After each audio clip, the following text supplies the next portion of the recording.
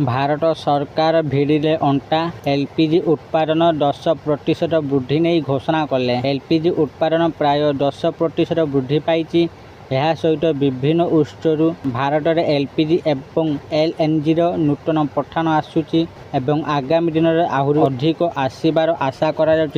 तो आसतु आज आम यही विषय पूरा डिटेल्स रे ए वीडियो माध्यम जानिबा। तेणु वीडियो को आरंभ करने पूर्व आपण समस्त को अनुरोध जो मैंने एपर्यंत आम चैनल को सब्सक्राइब करना आपण मैंने एबे ही आम चैनल को सब्सक्राइब करूँ। आउ ए वीडियो को बहुत मात्रा लाइक शेयर कमेंट करूँ। तेबे चलतु डेरी न करके आज ये वीडियो को आरंभ करवा।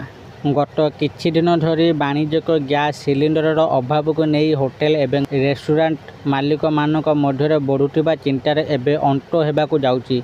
एही संकट को अनुभव करी सरकार केवल निजर रणनीति बदलाई नाहांती बरं स्पष्ट करिसेंती जे देश में पेट्रोलियम उत्पादर कौनसी अभाव नहीं। जदि आपण भाबुथिले जे रेस्टोरेंट एवं बंद हो ना बाहर खाइबा कष्टकर हेबो तेबे यही खबर आपणक पई आसतु यही सरकारी रिलीफ पदक्षेप विषय जानिबा।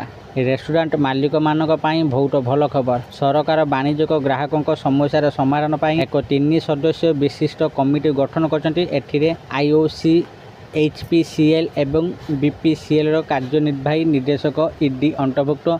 यही कमिटी रेस्टोरेंट संघ सहित सीधासख आलोचना करिवो, सेमानकर प्रकृत आवश्यकता को बुझिवो एवं जोगान प्राथमिकता को पुनः प्राथमिकता देव जहाद्वारा व्यवसायी प्रभावित न हुए।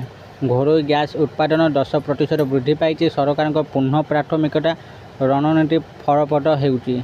जोगान पुनः संरक्षण जोगु गत किछि दिन में घरोई एलपीजी उत्पादन प्राय 10% वृद्धि पाई। यह सहित विभिन्न उत्सरू भारत में एलपीजी एवं एलएनजी नूतन पठान आसूची एवं आगामी दिन में आहरी अधिक आसबार आशा करा जाउची। भारतर संकट को पछरे पकाई आगु बढ़ुची। पेट्रोलियम मंत्रालय स्पष्ट करिछि जे ईरान इस्राएल विवाद जोगु सृष्टि होइतिबा विश्व व्याघात पाई भारत पूर्वापेक्षा अधिक प्रस्तुत थिला। आमर रिफाइनारी गुड़िक बर्तमान संघर्ष पूर्वपरी पूर्ण क्षमतार कार्य करुच्ची।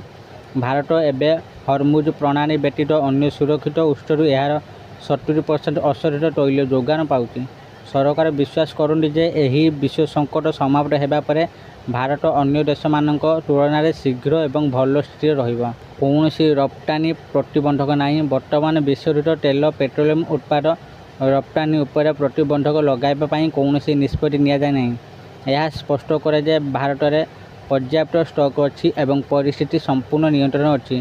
सरकार यही शक्तिर पदक्षेप प्रमाण करे जे देशर शक्ति सुरक्षा दृढ़ भाव सुरक्षित हाथ अच्छी।